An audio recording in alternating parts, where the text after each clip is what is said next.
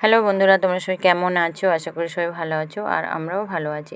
তো সকাল সকাল ব্লগটা শুরু করতে পারিনি, আর দুপুর থেকেই শুরু করেছি। রান্না বসিয়েছি, তারপর থেকে ভাবলাম যে তোমাদের সাথে একটু কথা বলি। আর ঠিকঠাক করে কোনো ব্লগও ঠিকঠাক করতেও পারিনি, যেটুকু করেছি সেটুকুই তোমাদের সাথে শেয়ার করছি। তো আজকে একটু উঠতেই দেরি হয়ে গেছিলো, আর যেহেতু মেয়ের স্কুল ছিল, আর উঠতে একটু দেরি হয়ে গেছে, কারণ আগের দিনে রাত্রে শুতে অনেকটাই লেট হয়ে গেছিলো।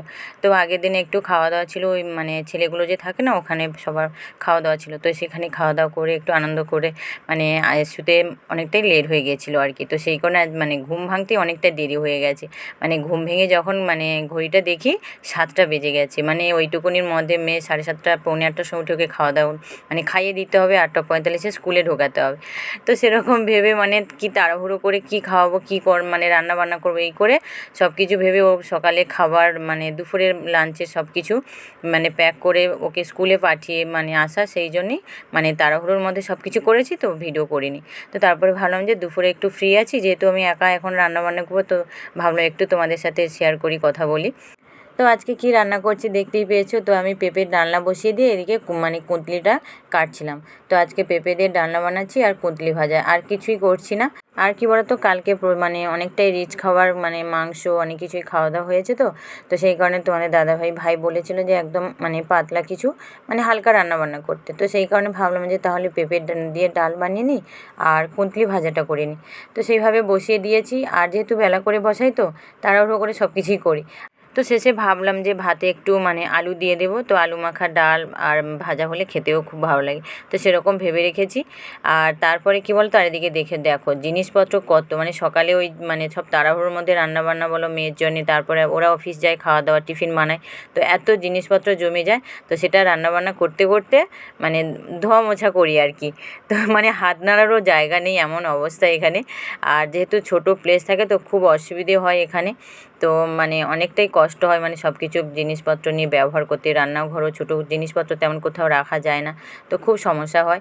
আর তোমাদের দাদাভাইও সেটাই ভাবছিল যে একটু ঘর কোথাও একটু বড় পেলে চেঞ্জ করে নেবে আর কি। তো সেরকম খোঁজাই হচ্ছে, কবে থেকে ঘর খুঁজছি, কিন্তু ঘরই আর পাচ্ছি না।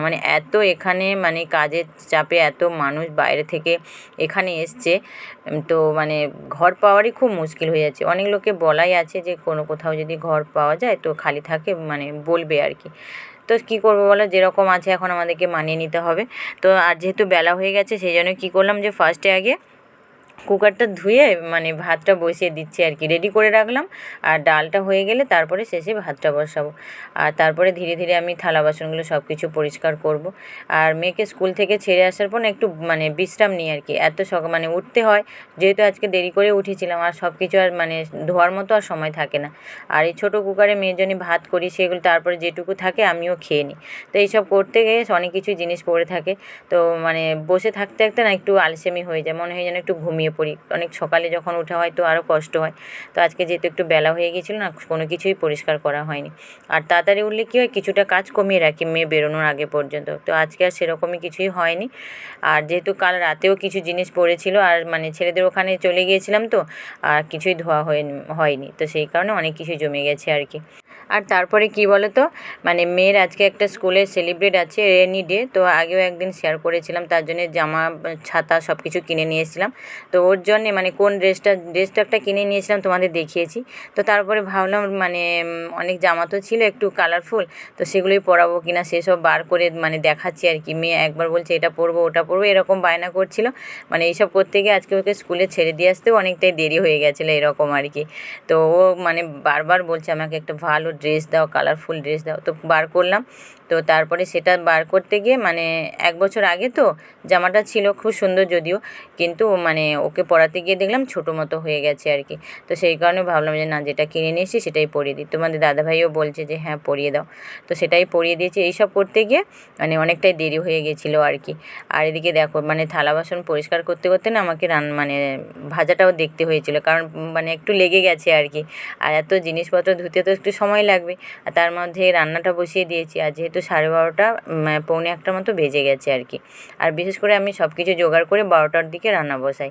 ওরা যেহেতু দেরি করে একটু খেতে আসে, তো সেই কারণে একটু গরম গরম খেলেই ভালো হয়। তো সবারই ভালো লাগে, আমারও খেতে ভালো লাগে যে গরম গরম একটু খাবার হবে, তো সেটাও খুব খেতে ভালো লাগে। তো সেই কারণে আমি দেরি করে বসাই আর কি। আর যেহেতু চাপ থাকে না, মেয়ে যেহেতু স্কুলে চলে যায়, তো রান্নাবান্নাগুলো একটু ধীরে সুস্থে ঠিকঠাক করলাম। আর সকালে একসাথে রান্নাবান্না করলে না মানে তাড়াহুড়োর মধ্যে করতে হয়। তোমাদের দাদাভাই বারবার বলছিল যে সকালে উঠে একেবারে নয় সবারই রান্নাবান্না করে নেবে, তাহলে আর এতটা ঝামেলা থাকে না। মানে সকালে একবার, আবার মানে দুপুরে একবার, এরকম খুব অসুবিধে হয়, কষ্ট হয়। মানে অনেকে ভাবে না মানে বাইরে থাকে কী কাজ থাকে সারাক্ষণ, মানে রান্নাবান্না ছাড়া কিছুই কাজ থাকে না। কিন্তু রান্নাবান্না ছাড়া যে মানে বাইরে থাকলেও তো সব কিছুই তো এখানে করতে হবে না। ঘরে যেরকমই কাজ থাকে বাইরে থাকলেও সেভাবেই কাজ। এখানে তো আর শুয়ে বসে মানে কেউ খাওয়াবে না, নিজেদেরকে সব কিছু করে আমাদেরকে খেতে হবে। তো এরকমই ব্যাপার। আর যেহেতু সবসময় মেয়েকে নিয়ে একা থাকতে হয়, তো সারাক্ষণ ওর সঙ্গেই আমাকেও সময় কাটাতে হয়। তো সব দিক তো সেটা আমাকেও সামলাতে হবে। আর অনেকে ভাবে যে বাইরে আছে কী কাজ থাকে, রান্নাবান্না ছাড়া তো আর কিছুই থাকে না। কিন্তু যারা বাইরে থাকে তারাই জানে যে কী কাজ থাকে আর না থাকে। তো এদিকে দেখো, মানে ঘরের মধ্যে বাড়িতে থাকলে ঘর সংসারে যে কাজ থাকে, বাইরে থাকলেও সেভাবেই। আর যেহেতু আমি মেয়েকে নিয়ে একা থাকি বলি, তো ওর সঙ্গে সারাটা সময় আমাকে সময় দিতে হয়। বাড়িতে থাকলে অনেক মেম্বার থাকলে সেখানে সবার সাথে সময়টা পাস করলে সেখানে হয়তো আমি একটু ফ্রি থাকি। কিন্তু এখানে একদম দুপুরে খাওয়া দাওয়ার পরে ওই মানে রেস্ট নেওয়া আর কি। আর তারপরে মেয়ে যেদিন থেকে স্কুলে চলে গেছে, তারপরে ও 4টের সময় ওকে নিয়ে আসার পরে আর একদম আমাদের মানে আমার শোয়া হয় না। কারণ ও ওখানে স্কুলে ঘুমিয়ে আসে, আর তারপরে ওর সাথে আমাকে মানে খেলাধুলো বলো যাই করো সব কিছু, গল্প বলো সব কিছু ওর সাথে আমাকে করতে হয়। তো তারপরে একেবারে সেই রাত্রি 12টার সময় আমাকে মানে ঘুমোতে যাওয়া, এরকম মানে সকালে 6:30টার সময় ওঠা, রাত 12টার সময় শুতে যাওয়া এরকম। আর এদিকে দেখতেই পেয়েছো মেয়ের খেলনা বাটি সব কিছু গোছানো, মানে গোছাতে লাগলাম। কারণ রাতে সব খেলেছিল, আর আমি যেই গোছাতে যাচ্ছিলাম ও গোছাতে দেবে না। মানে ও স্কুল চলে গেলে আমাকে রোজ সকালে মানে রান্নার করতে করতে বা রান্না হয়ে যাবে, তারপরে আমাকে সব কিছু মানে গোছাতে হয়। তো আবার দুপুরে মানে বিকেলে চলে আসবে 4টের সময়, তো তারপরে একটু খাওয়া দাওয়া করলো, তারপরে ওই সব জিনিসপত্র দোকান মেলিয়ে বসে পড়লো। তো এরকমই রোজ করতে থাকে। আর ওই দোলনা চেয়ারে ওর মানে ছোট্ট একটা খেলনা গনু, আর মানে কী বলো তো, একটা র্যাবিটকে ওইখানে তোমাদের দাদাভাই হেলমেটের মধ্যে শুয়ে রেখেছে, দিয়ে বালিশের কভারটা খুলে নিয়ে ওইখানে ঢাকা দিয়েছে। ওরা নাকি ঘুমোচ্ছে, মানে ওখান থেকে আমার মানে বেড কভার নয়, বালিশের মানে কভারটাও মানে তোলা যাবে না, এরকম আর কি। তো আমি দেখেই মানে ঢাকাটা কীভাবে কী জন্যে দেওয়া, তো খুলে দেখলাম যে ওর দুটো খেলনা, তো সেই কারণে ওভাবেই রেখে দিয়েছি। কারণ ও হাত দিলেও আবার এসেই কান্নাকাটি করবে, তো সেই কারণে ওভাবেই রেখে দিলাম। দিয়ে দেখো, আর রাতে প্রচুর মানে খুব দুষ্টুমি করে। আর প্রচুর কাগজপত্র বলো, আর মানে জলের বোতলে যে কভারগুলো না সব ছিঁড়ে ছিঁড়ে ওরকম ফেলেছে। মানে ঘরের মধ্যে বুঝতেই পারছো, মানে মনে হচ্ছে না যে মানুষ বাস করি, মানে এত জিনিসপত্র মানে ছিঁড়ে ফেলে আর কি। তো চলো ঘরটা পরিষ্কার করে নিই, আর স্নান করব, খাওয়া দাওয়া করব, তো পরে আবার কথা হচ্ছে। তো দেখো একদম খাওয়া দাওয়া করে আর বেরিয়ে পড়েছি মেয়েকে আনতে। আর তোমাদের দাদাভাই এসছে মানে 2:10 থেকে 15 বাজে এরকম সময় তোমাদের দাদাভাই এসেছিলো। আর ভাই তার আগে খেয়ে চলে গেছে। তো এসে খাওয়া দাওয়া করে অফিস চলে যাবে বলছিল। তো তারপরে ভাবলাম যে বলছে যে 3টে বাজতে যায়, আর বসে একটু কথা বলছিলাম। আর তো বলছে তাহলে একেবারে মেয়েকে ছেড়ে দিয়ে মানে অফিসে যাব। তো সেই কারণে ভাবলাম ঠিক আছে তাহলে একটু ওয়েট করে যাবো। তো বলে মানে ও একটু বসলো, তারপরে আমি রেডি হয়ে আর একসাথে বেরোলাম। মানে তোমরা বুঝতেই পারছো, মানে সারাদিন এরকমই আমার মানে রোজকার ডিউটি এরকমই চলে। তো মেয়েকে আনতে যাচ্ছি, আর না গেলে মেয়ের খুব অভিমান হয়। আর কারণ মানে কী বলো তো, মানে তোমাদের দাদাভাই একা গেলে হবে না, মানে আমাকে ছাড়তে যেতে হবে, আবার নিয়ে আসতেও হবে। কোনো সময় হয়তো তোমাদের দাদাভাই একা যাবে, হয়তো বলবে, তো কিন্তু না, ও একবার গিয়েছিল তখন ও খুব কান্নাকাটি করছিল মাম্মা আসেনি কেন। তো সেই কারণে মেয়েকে আর কান্না করতে মানে দিইনি। তো যতই কষ্ট হোক যাই হোক, আর মানে আমি যাই সাথে, রোজই যাই। আর এই দেখো মেয়েকে স্কুলের মধ্যে চলে এসেছি। আর আজকে ওর বললাম না যে রেনি ডে ছিল, আর একটু সেলিব্রেট মতো একটু প্রোগ্রাম মতো হয়েছিল।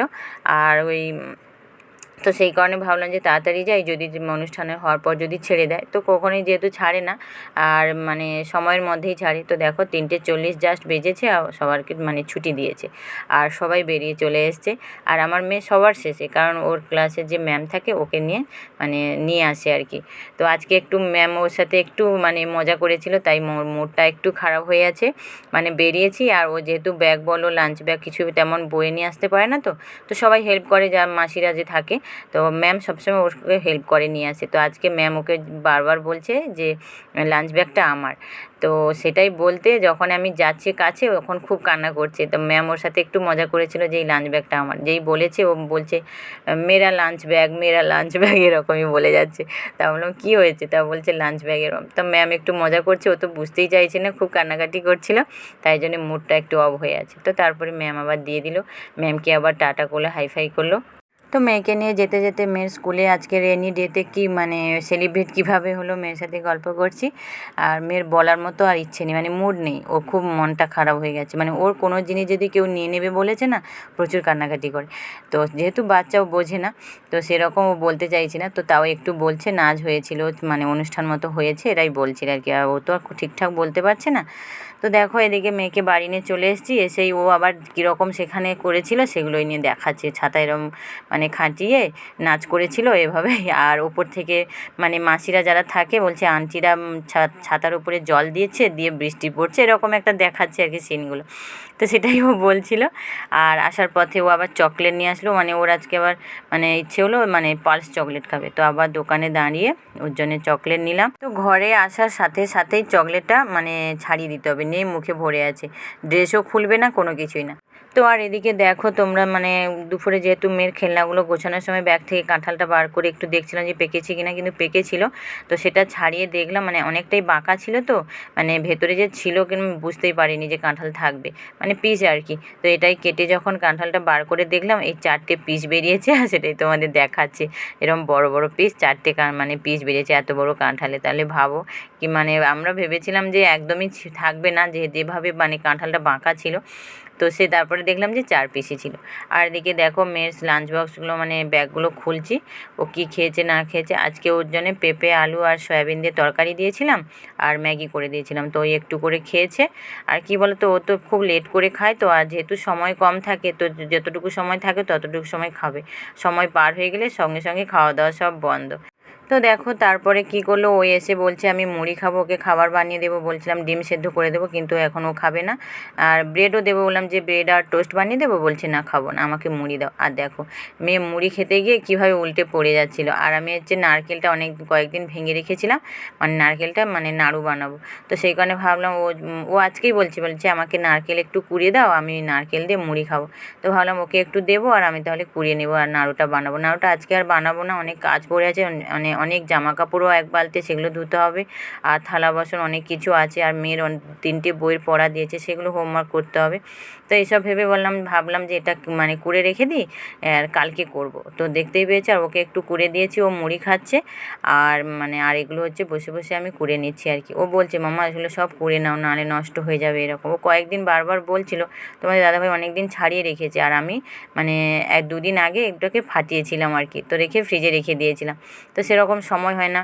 আর এত কাজ কীভাবে যে আসে না, মানে সেটাই, মানে বাচ্চা থাকলে প্রচুর কাজ থাকে, আর যারা একা থাকো সেটা অবশ্যই বুঝবে বাইরে। তো এভাবে মেয়েকে নিয়ে সামলে আছি, আর ওর সাথে এভাবেই সময় কাটছে আমার সারা দিনটা।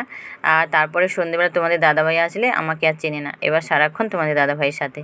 তো কী বলো তো, রাতটুকু তো তোমাদের দাদাভাইকে মেয়ে পায়, কারণ দুপুরেও যখন স্কুল যেত না তখন দুপুরে তোমাদের দাদাভাই আসলে একটু সময় কাটতো, কিন্তু এখন ও স্কুলে চলে যায়, তোমাদের দাদাভাই অফিস থাকে, তো সেই কারণে একেবারে রাতে দেখা। তো সেই তখন কি হয়, তখন আর মাম্মাকে চেনে না, তখন সারাক্ষণ ওর পাপার কাছে।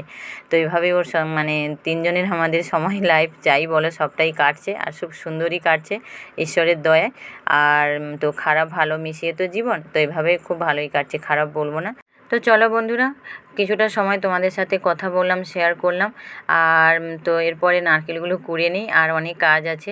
1 বালতি জামা কাপড় আছে, সেগুলো পরিষ্কার করব। থালা বাসন সব ভর্তি হয়ে আছে দুপুরে খাওয়া দাওয়ার পরে, সেগুলো পরিষ্কার করব। তো তারপরে ওকে আবার বাইরে একটু সাইকেল চড়াতে নিয়ে যেতে হবে, এই সব হচ্ছে আমার ডিউটি। তো চলো ভিডিওটা তাহলে আজকের মতো এই পর্যন্ত। তো তোমরা সবাই ভালো থাকো, টাটা।